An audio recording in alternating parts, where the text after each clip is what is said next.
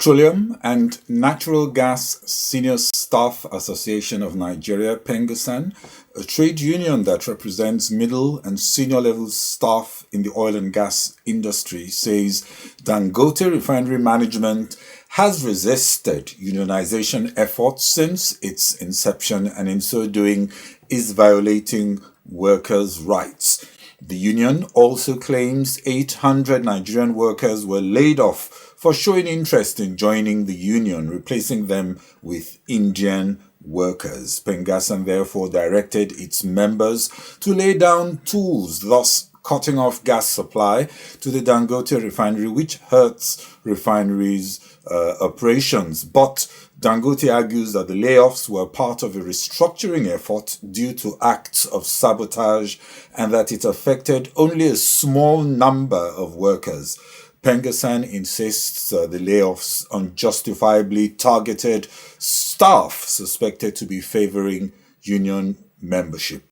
Hello, this is Global Business Insights, where we examine context in more detail as we probe the main headlines moving markets and share perspectives on some of the current issues.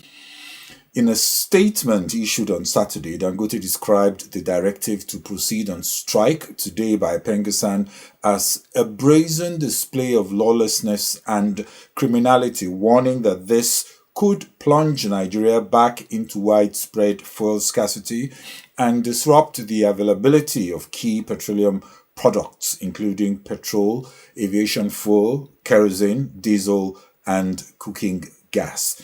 The first response to address the workplace dispute should be informal efforts at a resolution to see if grievances can be directly addressed or through an impartial third party or arbitration process.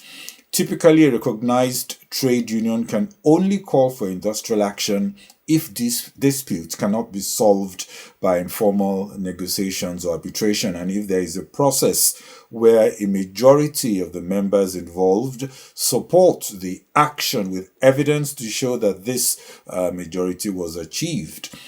In the United Kingdom, for example, you cannot hire agency staff to provide temporary work cover during a strike, but this is distinct from asking non-union staff to cover work during a strike as long as this is permitted by their employment contracts. Employers can face unfair dismissal claims if you dismiss employees within the first 12 weeks of lawful industrial action for taking part, or if you dismiss some workers for taking part in the action but not others, or if you dismiss all employees but you rehire only some of them.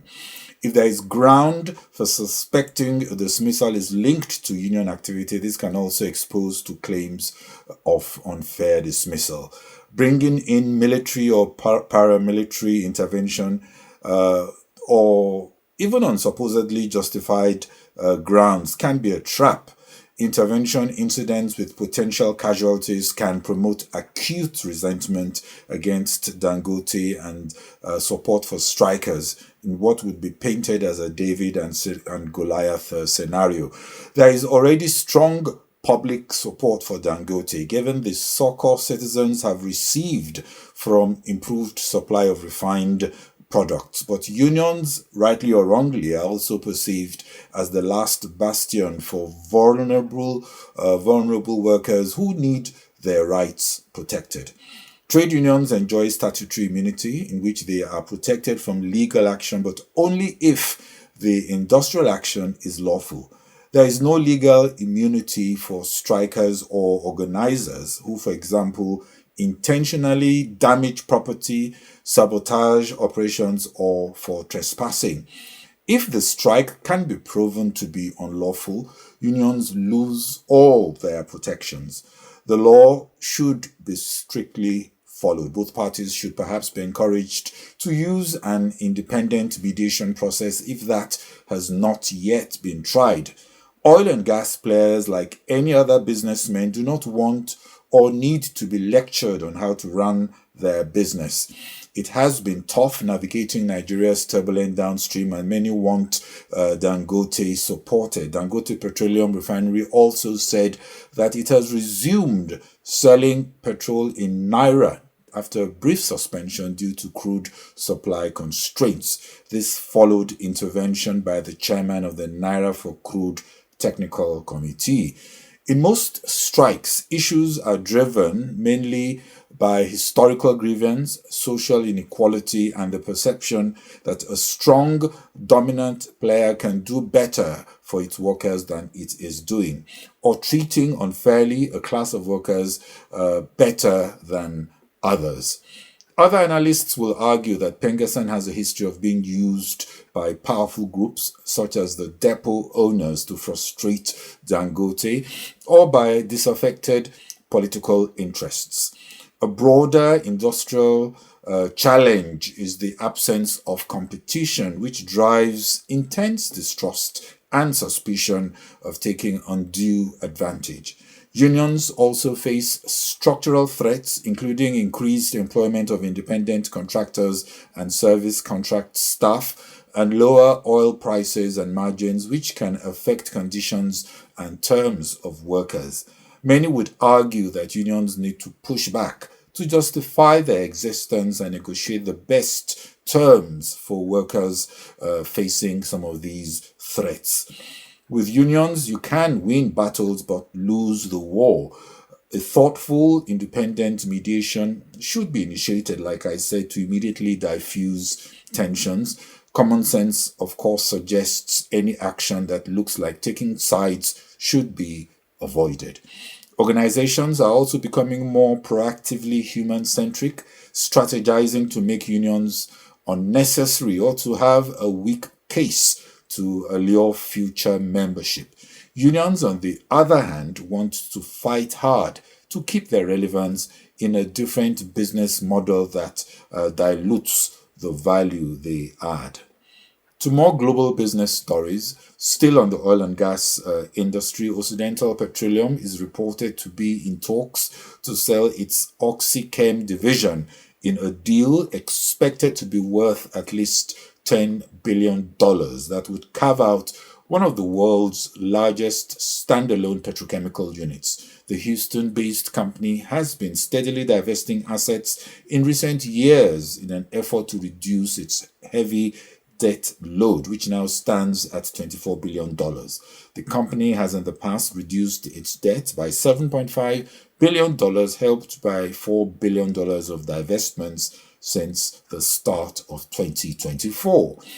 On Wall Street, stocks climbed, that was on Friday, but still ended the week lower after release of crucial inflation data. The S&P 500 added 0.59% by end of the day, but slid 0.3% for the week, the first losing week in 4.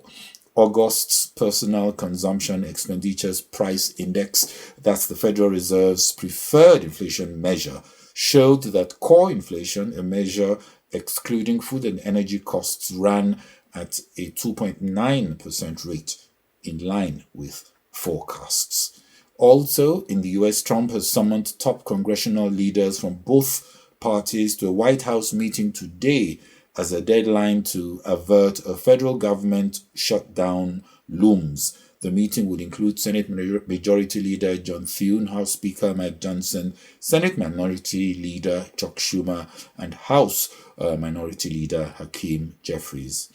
And in the UK, Britain says it will back Jaguar Land Rover with a £1.5 billion loan guarantee to help support its supply chain in the wake of the luxury car maker's production shutdown after a cyber attack. Jaguar Land Rover's shutdown has already lasted nearly a month as the government explores ways to keep the company afloat, also as key suppliers run out of cash. Nigeria's Civil Aviation Authority is considering certification of China's C919 jet for its carriers as the aviation market grows. Civil aviation authorities disclosed that Chinese plane maker COMAC, whose narrow-body C919 is designed to compete with Airbus and Boeing, has held several talks with Nigeria over the aircraft. South Africa is considering a revised trade deal from the US, expecting it can reduce the 30% tariff imposed by the US administration. South Africa's Department of Trade, Industry and Competition officials told their US counterparts that they need about 2 weeks to discuss the offer with other government agencies before coming up with their response. Botswana's economic output fell sharply in the second quarter 2025, reflecting a steep decline in output from its key diamond industry. According to data released on Friday, gross domestic product sank 5.3% in year-on-year terms, also the steepest quarterly contraction since the COVID-19 pandemic. The report said diamond production in carats declined 43.1% in the second quarter as diamond companies continued to scale down operations amid sluggish global demand. The rise in laboratory diamonds has been killing the traditional diamond mining sector. The challenges faced by Botswana underscore the critical need for countries to diversify urgently, to stress test their revenues under various scenarios, and build adequate buffers. And on artificial intelligence news, the president of the United Arab Emirates, which has been spending billions in its push to become a major global player in AI, met OpenAI chief executive Sam Altman in Abu Dhabi on Saturday. The state news agency said discussions between Sheikh Mohammed bin Zayed Al Nahyan and Altman focused on strengthening cooperation between OpenAI and its counterparts in the UAE, particularly in the field of AI research and its practical applications. And in Brazil, a statement from the workers' union states that Toyota workers voted overwhelmingly on Sunday to approve a plan for temporary layoffs following a storm damage to one of the Japanese car makers' factories in the state of Sao Paulo. Heavy rain and winds on September the 22nd severely damaged Toyota's Porto Feliz factory, a facility where engines are manufactured, and at its Sorocaba facility where vehicles, including the Yaris Corolla and Corolla Cross, are assembled. Most share markets rose in Asia as the dollar eased, and also with investors bracing for a possible shutdown of the US government. The White House reiterated warnings that thousands of government jobs could be on the line if lawmakers don't reach a deal. The possible government shutdown also boosted safe haven flows, taking the gold price over $3,800. Shares in Sony Financial Group rose 36% at the Tokyo Exchange on market debut today after parent company Sony Group spun off the unit. The parent company cited competing demands for investment in entertainment and semiconductors as a key reason for the financial unit to operate independently. And reports also say OPEC Plus is likely to approve another oil production hike of at least 137,000 barrels per day when it meets next Sunday. Brent Standard was lower 0.4% to under $70 a barrel.